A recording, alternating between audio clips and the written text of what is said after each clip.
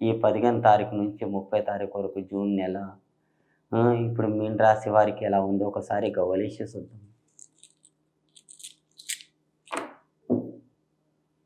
3 చిత్తా పడ్డాయి, 2 బోల్తా పడ్డాయి.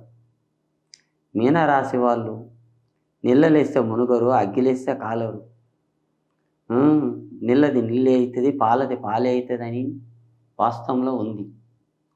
కానీ మీనరాశి వాళ్ళు చాలా మంచివాళ్ళు. ఆలోచన రేఖ బాగుంది, కానీ చేతుల డబ్బు ఆగదు. కష్టాలకి ముంగడ ఉంటారు. ఆలోచనకి తెలివి బాగుంది, కానీ కష్టపడి పైకి వచ్చే వాళ్ళు కూడా ఉన్నారు. కానీ హంస గడియ రేఖ మంచిగుంది. మీన రాశి వాళ్ళు చాలా మంచి రేఖాటంలో ఉంది. పొజిషన్ కూడా బాగుంది, అదృష్టం రేఖ కూడా బాగుంది, చేసే పనుల్లో కూడా బాగుంది. ఎక్కడ నిలబడినా కానీ పొజిషన్ మంచిగుంది. కానీ ఉరుకులాడకండి, నిదానం చేయండి. ఎంత నిదానం చేస్తే అంత మంచిగుంది మీ పేరు మీద. తొందరపడితే ఏది కాదు. ఉరుకులు ఆడవద్దు, నిదానం చేయండి. నీళ్ళు రాకముందు కట్టుకోండి, మీకు బాగా జరుగుతుంది. తొందరపాటు చేస్తే ఏది కాదు.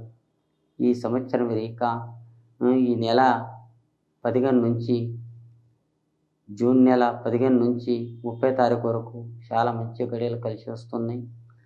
భగవంతుని దయ వల్ల అదృష్టం రేఖాటంలో చాలా మంచిగా వస్తుంది. మంచి సమయం. ఈ సమయంకి మించింది ఏది లేదు. మీరు ఆలోచించండి. ఆలోచన రేఖాటంలో కానీ దేవునికి మాత్రం మరవకండి. ఈ మూడాలు ఉన్నాయి. ఈ మూడాల్లో పెళ్ళిళ్ళు కానీ వివాహంలో కానీ మీ ఇంట్లో పెట్టుకోకండి. ఈ మూడాలు వెళ్ళిపోయిన తర్వాత మీరు ఏ పెళ్ళి చేసినా కానీ మీ ఇంట్లో శుభం జరుగుతుంది. మీ అనుకున్న పనులు బాగా జరుగుతుంది. మీ కారోబార్ల, జాబ్ల, ఉద్యోగంల మీరు ఏ పని చేసినా కానీ మంచిగా ఉంది. కొడుకు పెళ్లి చేసినా కానీ, బిడ్డ పెళ్లి చేసినా కానీ మీ ఇంట్లో పాలు పొంగినట్టు పొంగుతుంది. అట్లాంటిది ఏం లేదు. ఏం టెన్షన్ తీసుకోకండి. మీ అనుకున్న పనులు మీకు తప్పకుండా అవుతుంది. ఏ పని చేసినా కానీ బాగుంది. అష్టమ దరిద్రం అనేది కూడా దూరం అయిపోతుంది. లోకుల కన్య కూడా ఎక్కడిది ఎక్కడ అయిపోతుంది. ఏం టెన్షన్ తీసుకోకండి. ఆ భగవంతుడు మీకు తప్పకుండా కాపాడతాడు. అదృష్టం రేఖాటంలో కూడా మంచిగా ఉంది.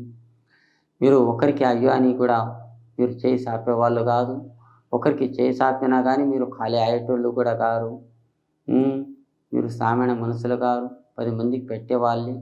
ఒక దగ్గర 10 రూపాయలు తినేవాళ్ళు కాదు. మీరు ఒకరికి మంచి చేసేవారే కానీ ఒకరికి చెడు చేసేవారు కాదు. మీ అనుకున్న పనులు మీకు బాగా జరుగుతాయి. శంభో శంకర, జై శ్రీరామ్.